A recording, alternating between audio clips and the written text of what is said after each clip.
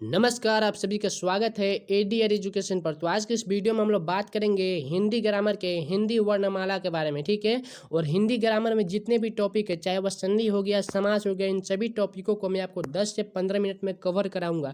तो चैनल को आप सब्सक्राइब कर लीजिएगा। और एक इम्पॉर्टेंट बात कि हमारे चैनल पर किस टाइप के वीडियो अपलोड होंगे, ठीक है।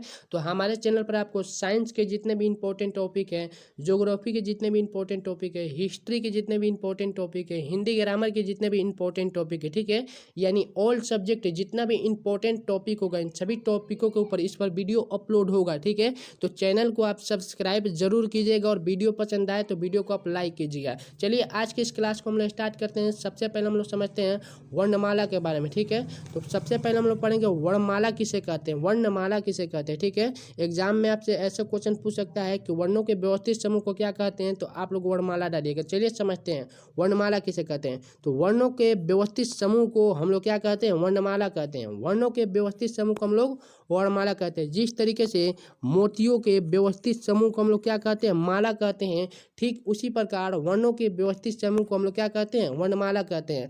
व्यवस्थित समूह कहने का मतलब यह है कि क्रम बाई क्रम हो, यानी एक के बाद दूसरा आना चाहिए। जैसे क के बाद ख आना चाहिए, ख के बाद ग आना चाहिए, ग के बाद घ आना चाहिए, ठीक है। यानी व्यवस्थित समूह हो, उसी को हम लोग क्या कहेंगे, वर्णमाला कहेंगे। तो उम्मीद है ये टॉपिक आपको क्लियर हो गया होगा कि वर्णों के व्यवस्थित समूह को हम लोग क्या कहते हैं, वर्णमाला कहते हैं। आगे बढ़ते हैं। अगला आपसे क्वेश्चन ऐसे पूछेगा कि हिंदी वर्णमाला में कुल कितने वर्ण है। तो हिंदी वर्णमाला में कुल 52 वर्ण है। कितने वर्ण है, कुल 52 वर्ण है। और आपसे पूछे एग्जाम में क्वेश्चन कि हिंदी वर्णमाला में स्वरों की संख्या कितनी है, तो आप लोग मारिएगा 11 होते हैं। स्वरों की संख्या कितनी होती है, 11 होती है, ठीक है। अगर आपसे पूछे एग्जाम में कि हिंदी वर्णमाला में व्यंजनों की संख्या कितनी होती है, तो 33 होती है। कितनी होती है, 33 होती है। पॉइंट बनाकर इसे लिख लीजिएगा क्योंकि ये बहुत ही इंपॉर्टेंट है। आगे बढ़ते हैं हम लोग। अगला टॉपिक देखिए, वर्णमाला तो हम लोग समझ गए क्या होता है। अब हम लोग समझते हैं वर्ण क्या होता है, वर्ण क्या होता है, ठीक है। तो याद रखिएगा, जिसका खंड या टुकड़ा ना किया जा सके उसे हम लोग क्या कहते हैं, वर्ण कहते हैं। जैसे अ, आ, ई, ठीक है। इसमें अन्य कोई भी वर्ण नहीं आ रहा है, ये अ अकेला है, ठीक है। यह अ अकेला है, इसमें अन्य कोई भी वर्ण नहीं आ रहा है, इसका खंड या टुकड़ा नहीं किया जा सकता है, तो इसे हम लोग क्या कहेंगे, वर्ण कहेंगे, ठीक है। तो जिसका खंड या टुकड़ा नहीं किया जा सके उसे हम लोग क्या कहेंगे, वर्ण कहेंगे। आगे बढ़ते हैं। वर्ण जो होता है, वर्ण 2 प्रकार का होता है। कौन कौन होते हैं, तो एक होता है स्वर वर्ण, एक होता है स्वर वर्ण, एक होता है व्यंजन वर्ण। याद रखिएगा, हिंदी वर्णमाला में वर्ण कितने प्रकार के होते हैं, तो 2 प्रकार के होते हैं।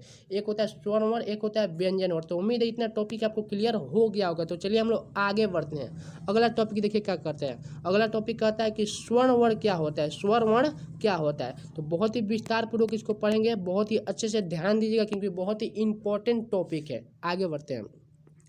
स्वर वर्ण क्या होता है, स्वर वर्ण क्या होता है। तो जिस वर्ण के उच्चारण में अन्य किसी वर्ण की सहायता ना लेनी पड़े उसे हम लोग क्या कहेंगे, स्वर्ण वर्ण कहेंगे, ठीक है। यानी स्वर वर्ण के उच्चारण में अन्य किसी भी वर्ण की सहायता नहीं ली जाती, इसका जो उच्चारण है ये स्वयं करता है, ठीक है। और ये जो स्वर वर्ण होता है ये स्वतंत्र होता है। बहुत ही इंपॉर्टेंट टॉपिक है कि स्वर वर्ण क्या होता है, स्वतंत्र होता है, ठीक है। जैसे अ, आ, ई, उ, ए, ओ, ओ, इसमें अन्य कोई भी वर्ण नहीं आ रहा है, ठीक है। ये क्या है, इसका उच्चारण स्वयं हो रहा है, इसमें अन्य किसी भी वर्ण की सहायता नहीं ली जा रही है। तो याद रखिएगा, जिसके उच्चारण में अन्य किसी भी वर्ण की सहायता नहीं ली जाए उसे हम लोग क्या कहेंगे, स्वर वर्ण कहेंगे, स्वर वर्ण कहेंगे। टॉपिक क्लियर हुआ, आगे बढ़ते हैं हम लोग। आगे देखिए क्या कहता है। स्वर वर्ण कितने प्रकार के होते हैं, तो स्वर वर्ण 3 प्रकार के होते हैं। एक होता है ह्रस्व स्वर, दीर्घ स्वर, प्लुत स्वर, ठीक है। एग्जाम में आपसे क्वेश्चन ऐसे पूछेगा कि हिंदी वर्णमाला में स्वरों की संख्या कितनी है, तो हिंदी वर्णमाला में स्वरों की संख्या 11 है। कितनी है, 11 है। याद रखिएगा 11 होती है हिंदी वर्णमाला में स्वरों की संख्या। अगर आपसे क्वेश्चन पूछे कि हिंदी वर्णमाला में स्वर कितने प्रकार के होते हैं, तो स्वर 3 प्रकार के होते हैं। कितने प्रकार के, 3 प्रकार के। कौन कौन होते हैं, ह्रस्व स्वर होता है, दीर्घ स्वर होता है, प्लुत स्वर होता है, ठीक है।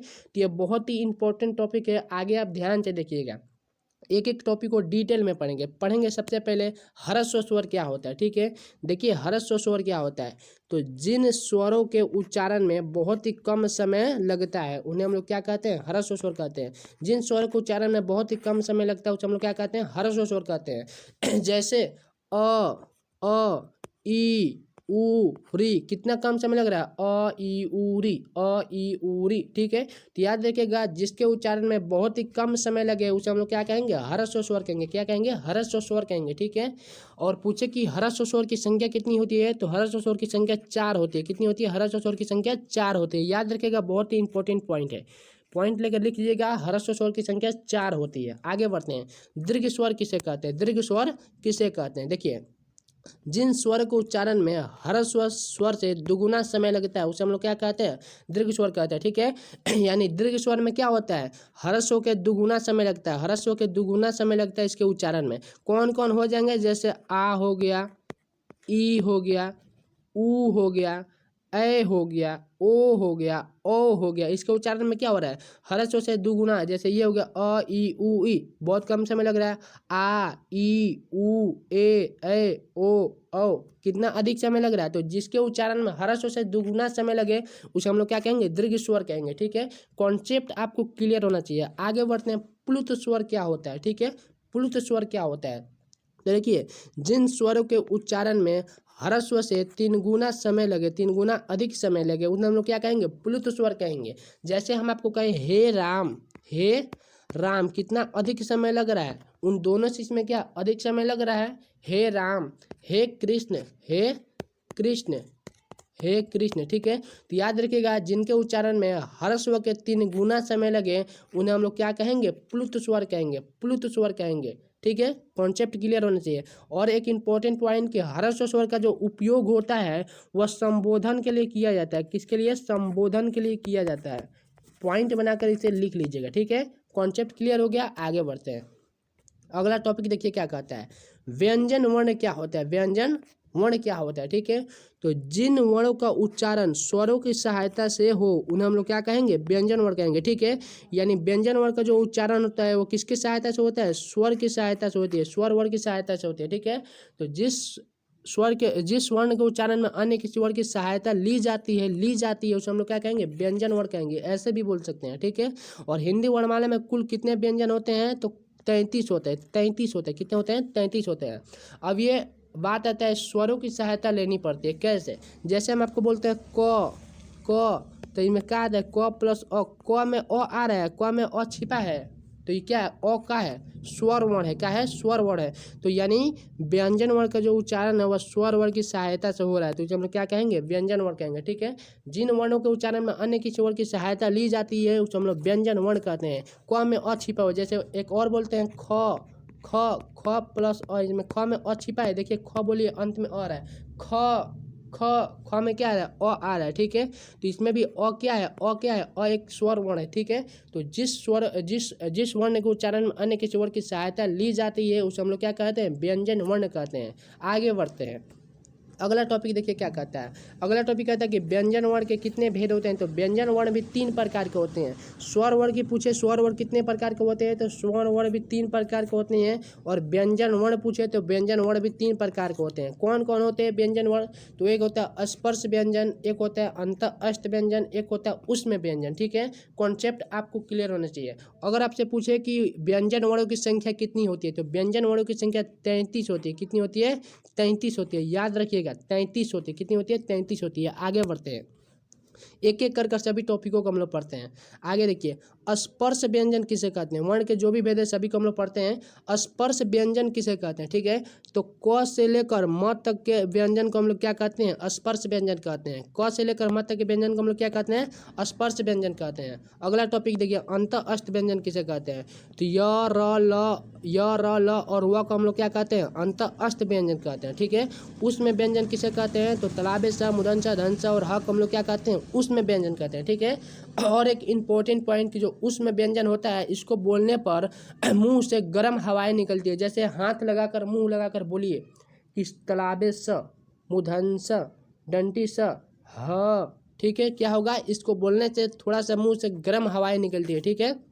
ये 3 प्रकार होते हैं व्यंजन वर्ण के। क से लेकर म तक के व्यंजन को हम लोग क्या कहते हैं, स्पर्श व्यंजन कहते हैं। और पूछे स्पर्श व्यंजन की संख्या कितनी होती है, तो 25 होती है। स्पर्श व्यंजन की संख्या कितनी होती है, 25 होती है, ठीक है। अंत अष्ट व्यंजन की संख्या कितनी होती है, तो अंत अष्ट व्यंजन की संख्या 4 होती है। कितनी होती है, 4 होती है, ठीक है।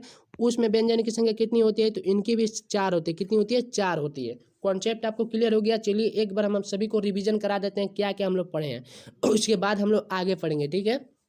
देखिए स्वर वर्ग के एग्जाम में पूछे संख्या तो कितने होते हैं, 11 होती है, ठीक है। कितने प्रकार के होते हैं, तो 3 प्रकार के होते हैं, ठीक है। व्यंजन वर्ग कितने प्रकार के होते हैं, तो व्यंजन वर्ग भी 3 प्रकार के होते हैं। तो व्यंजन वर्ग की संख्या कितनी हो जाएगी, 33 होती है। व्यंजन वर्ग की संख्या 33 होती है।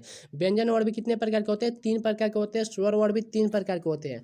स्वर वर्ग की संख्या 33 स्वर वर्ग की संख्या 11 होती है और व्यंजन वर्ग की संख्या 33 होती है, ठीक है। और बात करें कि उसमें व्यंजन की संख्या कितनी होती है, तो उसमें व्यंजन की संख्या 4 होती है। कितनी होती है, 4 होती है। अंत अष्ट व्यंजन की संख्या 4 होती है। स्पर्श व्यंजन की संख्या 25 होती है। इतना कॉन्सेप्ट आपका क्लियर हुआ। चलिए हम लोग आगे बढ़ते हैं। आगे देखिए उच्चारण स्थान क्या होता है। उच्चारण स्थान क्या होता है, ठीक है। तो उच्चारण स्थान कहने का मतलब यह है कि वर्णों को बोलने में मुंह के जिस भाग का उपयोग किया जाता है, वर्णों को बोलने में मुंह के जिस भाग का उपयोग किया जाता है उसे हम लोग क्या कहते हैं, उच्चारण स्थान कहते हैं। जैसे कंठ, कंठ यानी गला हो गया, गला से भी कुछ वर्ण निकलता है। जैसे बोले क कहाँ से निकलता है, गला से निकलता है। तालू, तालू यानी मुंह के ऊपर वाला भाग, ठीक है।